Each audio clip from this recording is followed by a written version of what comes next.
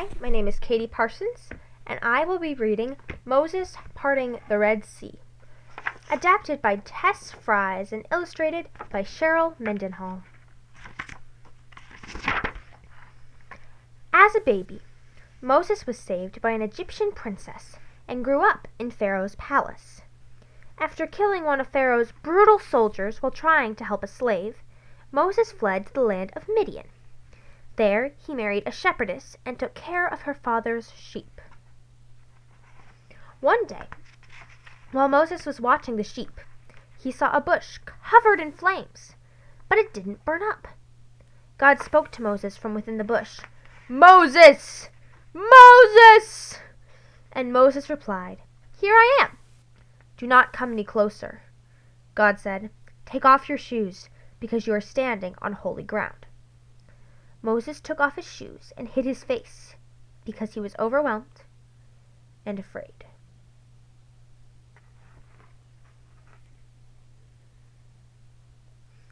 Then God said, "I have seen how my people are suffering in their slavery, and have come to rescue them. I am sending you to Pharaoh to tell him to let my people go." Moses was afraid and said, "Lord, they will not believe me, and I will not know what to say, or how to say it."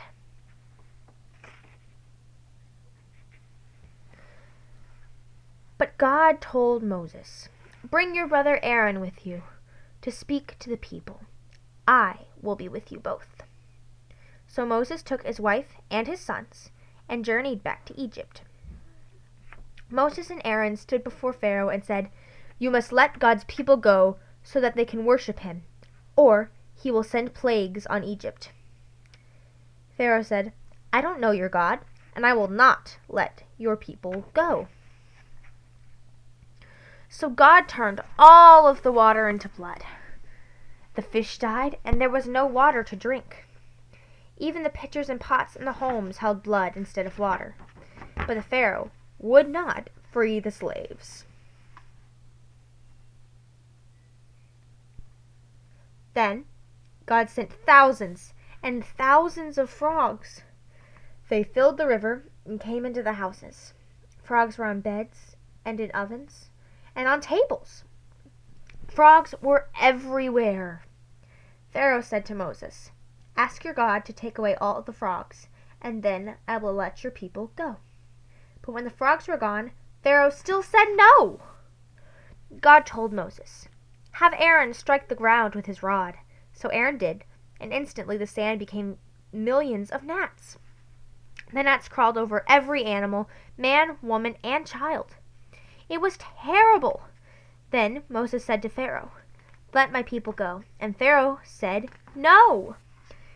So God sent swarms of flies into Pharaoh's house and the houses of his servants. Soon flies covered the entire land.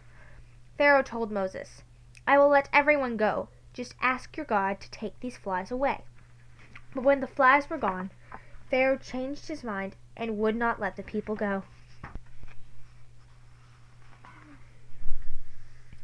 God sent sicknesses and sores, hail and locusts.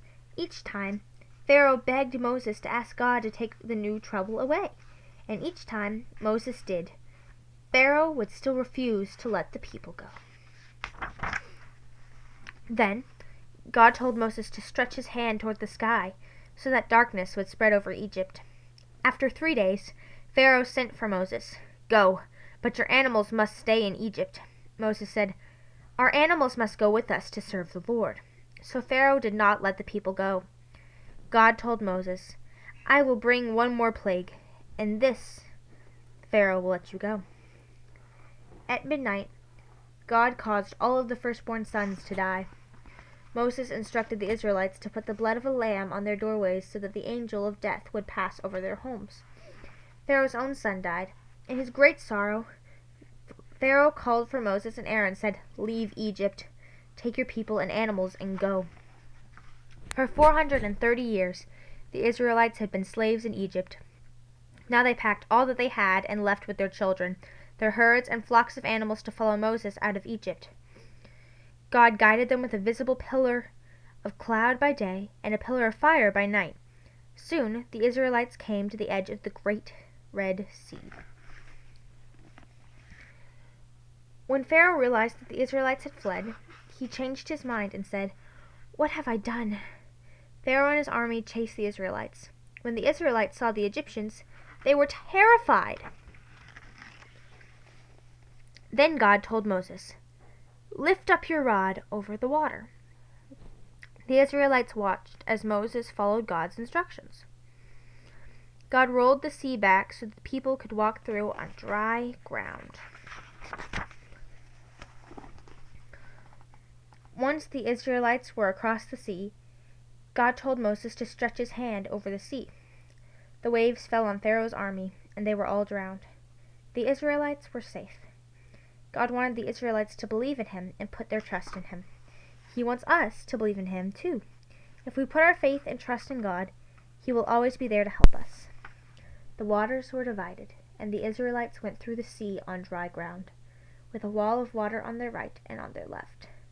Exodus 14:22, the NIV Bible.